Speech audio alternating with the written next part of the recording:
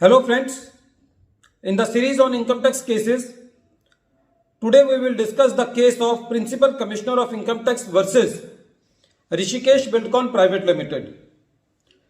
This case has been reported in 451 ITR at page number 108. The matter has been decided by Delhi High Court and the date of the judgment is 17th November 2022.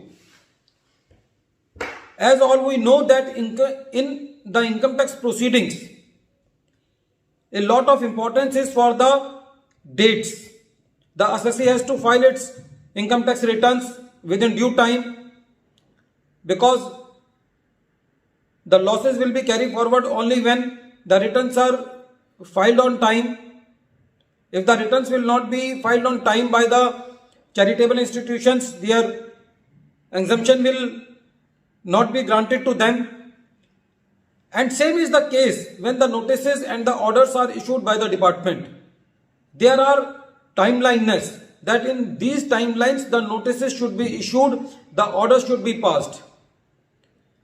But as all we know that the department work only at the fag end, whether it is the matter of issuing the notices under section 148, because all we know that when the March comes, maximum number of the notices comes in the month of March, and that too in the 30th or 31st March.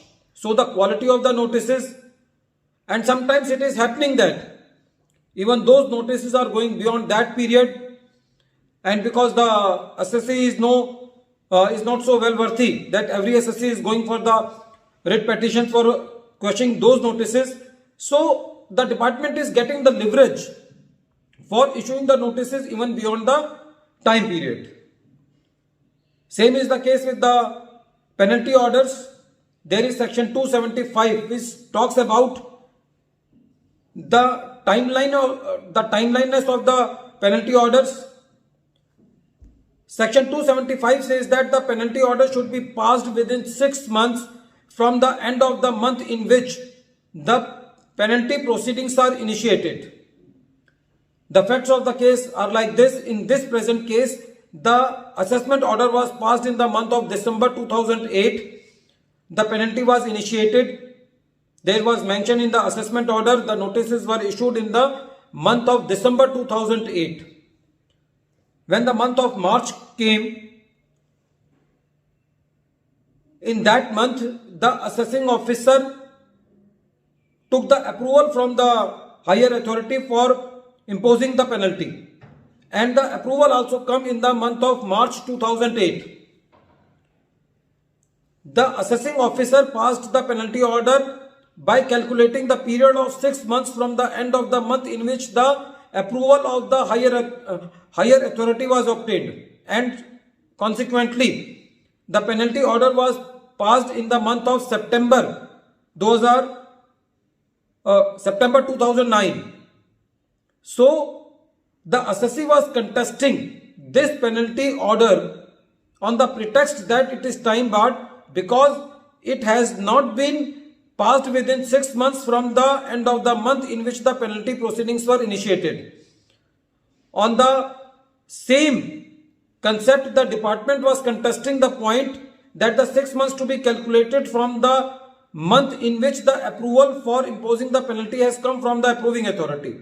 So the limited issue before the ITAT was that whether this 6 months is from the date of the initiation of the penalty or whether it is 6 months from the end of the month in which the approval has come for imposing the penalty. So the ITAT decided the matter into the favor of the assessee and said that the law is very clear. The 6 months is to be taken from the end of the month in which the notice has been issued.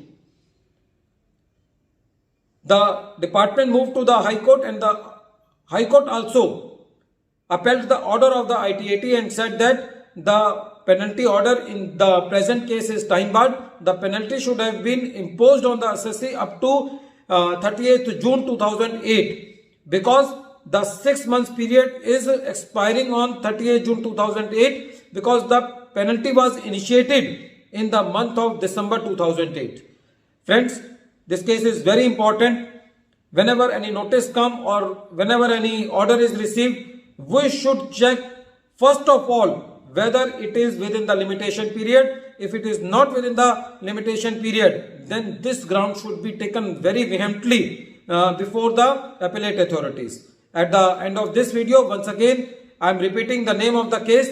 The name of the case is Principal Commissioner of Income Tax versus RISHIKESH BUILDCON Private Limited, and this case has been reported in 451 ITR at page number 108. The matter has been decided by Delhi High Court and the date of the judgment is 17th November 2022. Thank you, friends.